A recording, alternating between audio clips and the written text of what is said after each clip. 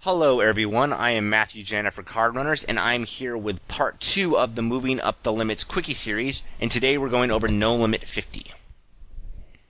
No Limit 50. Flips are now worth 3 digits. Rake doesn't count. Think about that for one moment. This might be very small stakes relative to the entire spectrum of poker stakes, but it's very real money. $100 USD represents a significant sum of money to lots of people. This is more than a day's worth of work at minimum wage in the United States, and it's not close. For young people who can only get minimum wage work, winning one stack at No Limit 50 is close to a day's work. 8 times $7.25 equals $58. The minimum wage is $7.25 an hour. This is pretty much why I got into poker while I was in college. In other countries, this can be a month's work. I have some poker friends where without poker they'd make between $1 to $4 an hour because that's a normal wage in the countries they live at. What does this mean? Why am I talking about this? You will start to see professional players at this limit, some of which who have been there for a very long time. They may lack talent, but this is unlikely the main reason. They may be extremely stubborn and refuse to acknowledge they're pretty bad and try to improve. That's more likely. And they may approach information in an extremely unproductive way. I think that's the most likely. So, No Limit 25, we're getting to the point where we're going to start seeing a lot of professional players because it can be a very reasonable amount of money even in very developed countries. And in less developed countries, No Limit 50 is really good money. Like, even if you're just rake back grinding No Limit 50, if you're in some countries that are much poorer, that's considered really good money. So you are going to see professional players at this limit, and we really have to focus and want it to beat them because they're going to want it too. Furthermore, No Limit 50 is usually not a starter limit. Regulars here moved up. So most people don't start off playing No Limit 50, they've actually moved up limits to get here. So your regular opponents are a little bit better. Combating regulars. No Limit 50 can still be beaten pretty comfortably while playing like a complete nit and taking fish money. No Limit 100 is usually where this stops working and why it is the nit limit in my opinion. Playing like a nit is not an effective way to beat No Limit 50. If we do play this way, we'll have a mediocre win rate and get stuck at No Limit 100. Minimizing stupid mistakes was our job at No Limit 25. Now our job is to start playing better and higher variance poker. There are enough regulars that we now need to be focused on beating regulars and winning money from them rather than just fish. So hopefully this sounds kind of exciting to you if you're still playing No Limit 25 or lower, because I was just in the last quickie talking about how we want to just not make big mistakes, we'll mostly beat the fish. Hopefully you sort of got that down by now, and now it's time to start doing a little bit more complex stuff and start beating regulars, beating other players who make a lot of their income from poker. Our job is going to be now to take money from them. Required fundamentals. Every 3-bet defending range, 3-betting range, and cold calling range more or less memorized from every position against every position.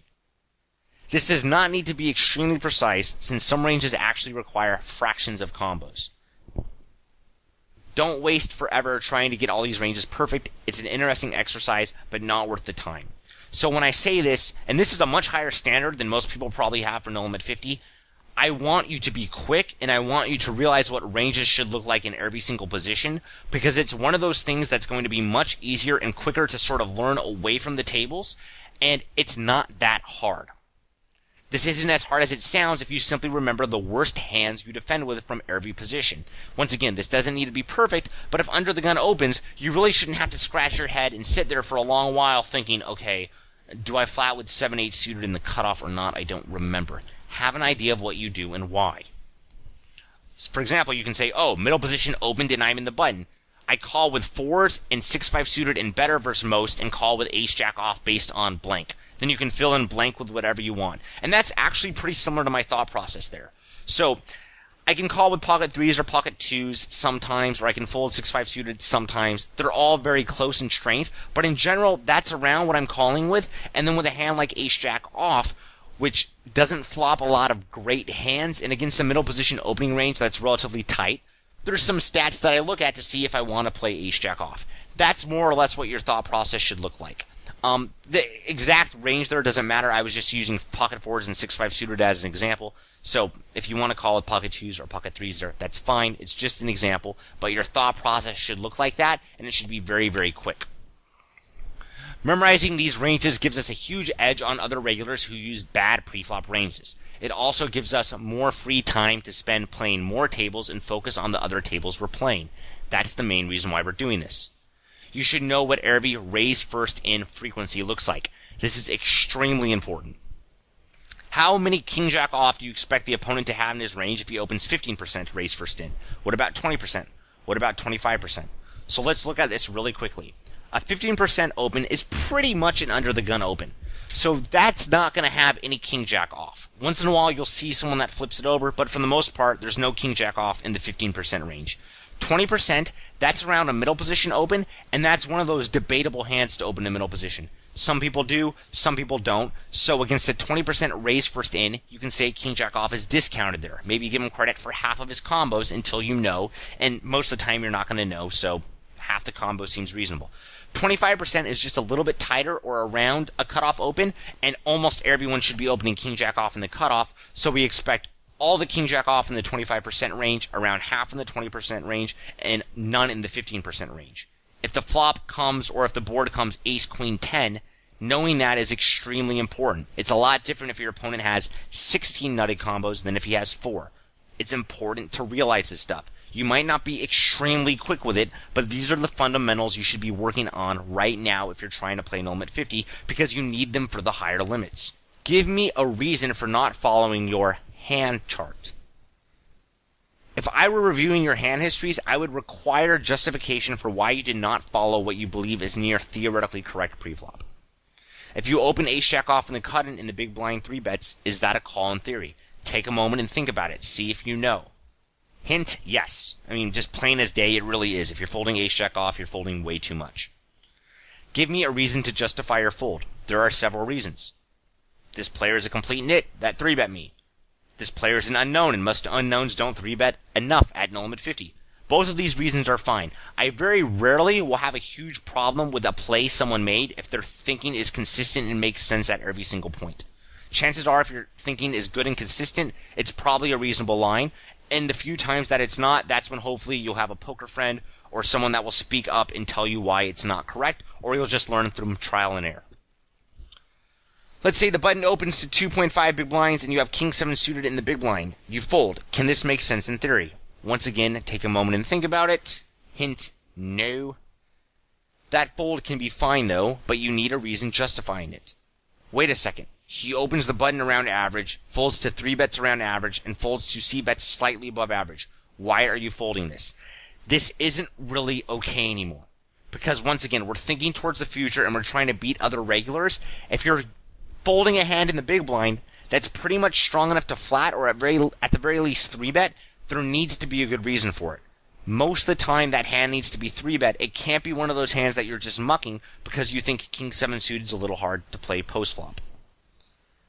I don't know what to do on king high flops really isn't an acceptable answer anymore. This maybe could be okay if you were playing lower limits and you were just trying to avoid big mistakes. We're at that point now though where we already should be pretty much able to dodge big mistakes that we can, and we can't be afraid of being put in tough spots. So you need a good reason to justify not doing something that's theoretically correct if you think you know around what is theoretically correct. And for pre-flop, you should have a decent sense of what hands go in what ranges, even though it's not going to be perfect.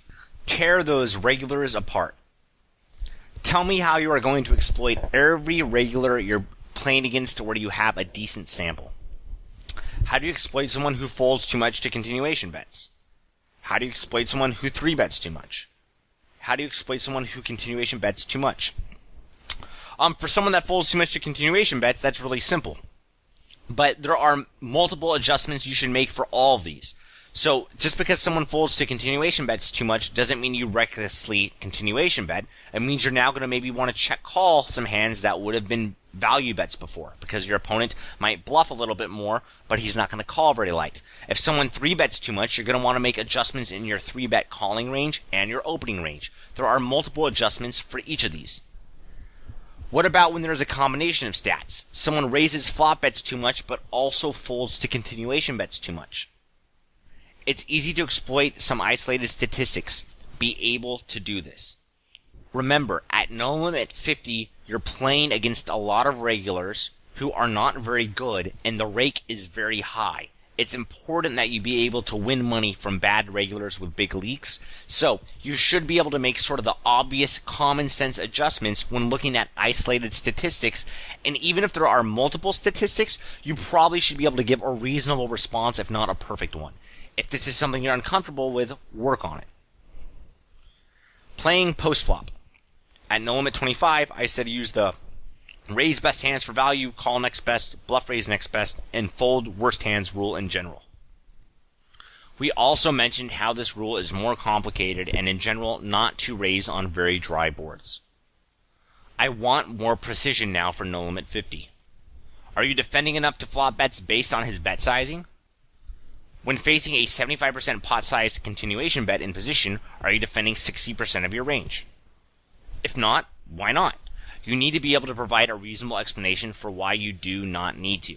So, a 75% pot-sized bet means if we fold more than 40% of the time, then our opponent is making money by betting any two cards, which he shouldn't usually be able to, I would say. On some board textures, that's okay, but a lot of the time, he should not be able to profitably bluff with any two cards. So if we're not defending that many hand combos, we need to be able to explain why. That's very important for this limit. And even something as simple as people don't see bet enough, people open too tight of ranges pre-flop, that can all be fine as long as the reasoning makes sense, but make sure there is good reasoning for it. Start bluff raising more aggressively against regulars. Without this, it will likely be hard to defend enough hands. So if we are defending enough hands, we're going to need to bluff raise aggressively for the most part. We have to have a bluff raising component when we raise. I doubt many people were confused, but I just want to make it clear, when you need to defend 60% of your range to prevent your opponent from being able to bet any two cards, that's assuming the pot is heads up and he bets 75% of the pot. And once again, if you can exploit your opponent by folding too much or raising only for value and not bluff raising, that's fine, but the reasoning has to be there, and if you are folding too much consistently, then chances are you might be using too wide of a range pre-flop. It can make sense where you're exploiting your opponents by folding too much non-stop, but most likely it does not. 3-bet pots. Be more comfortable in 3-bet pots. More money is at stake, but hand ranges are more defined and the stack-to-pot ratio is lower. They are more difficult because a player has either a bluff-catching range or is out of position, but you cannot be afraid of them. Need to be able to justify why you are stacking off tighter or wider than you think is theoretically correct. So, there will be exceptions when people flat 3 bets out of position, whether it's you or your opponent, but in general, most of the time that a 3-bet pot is played post-flop, it's because someone 3-bet out of position and someone flatted the 3-bet in position. So that usually means the 3-better who's out of position has a polarized range of strong hands and bluffs, and that range is usually pretty easy to play, but he's out of position. And the person who's in position, he mostly has bluff catchers, hands which weren't strong enough to 4-bet, but were too strong to fold, so he has a harder range to play, but he's in position. This is why, for the most part, in addition to it just being a little more nerve-wracking because more money's at stake, that 3-bet pots are a little bit harder. You need to be more comfortable with them at no limit 50 because they're going to happen more often as you keep moving up in limits and people start 3-betting more. The way to defend against most 3-bets is by calling. You cannot just 4-bet or fold. 4-bet or fold is more acceptable out of position, and I'm fine with this at this limit. So, if you want to just 4-bet or fold out of position, I don't think it's usually going to be a huge problem. It's pretty much not going to be theoretically correct, but it's very hard to play out of position in 3-bet pots, and the whole 4-bet or fold strategy actually isn't that bad of one. So once again, probably not theoretically correct, not ideal, but it's pretty useful and pretty okay at this limit. In position, you need to flat and utilize your positional advantage. It's time to start accepting variance if you haven't already. So hopefully we've already become comfortable with variance, but if you haven't, you need to just sort of start getting used to it because you're going to be playing 3-bet pots where a lot of stacks are going to move around very quickly. What board textures hit the 3-betting range disproportionately hard? What about the flatting range? You should have some sense of what boards are good for what range. Usually king highs hit the 3-betting range, and usually queen highs hit the flatting range. For all the other boards like ace high or jack high, those depend a little bit more based on position. But these are the two that you really should watch out for, and they're going to happen pretty often. You know, a king or queen high flop is extremely common.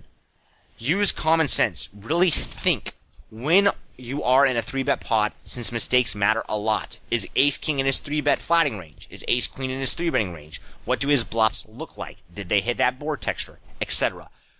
Actually think in 3-bet pots. Do not just autopilot. Mistakes matter a lot more here. It's not that 3-bet pots are too much harder to play. That's probably not why most people say they don't like them or they're uncomfortable with them. It's probably because there's just a lot more money at stake, so be very careful. Understanding equity. Looking towards the future. This is a relatively broad topic. It's a relatively difficult topic, but it's probably the most important single topic in this entire series. It's so important that you learn to understand equity if you want to get better and be able to play, you know, higher limits than no limit 50. If you want to get out of micro limits, start understanding how equity works. Why is the how much equity does your hand have outlook fundamentally flawed? Hint. If we bluff raise, equity versus our opponent's bet folding range is useless, because he just folded all of his hands, who cares how much equity they had.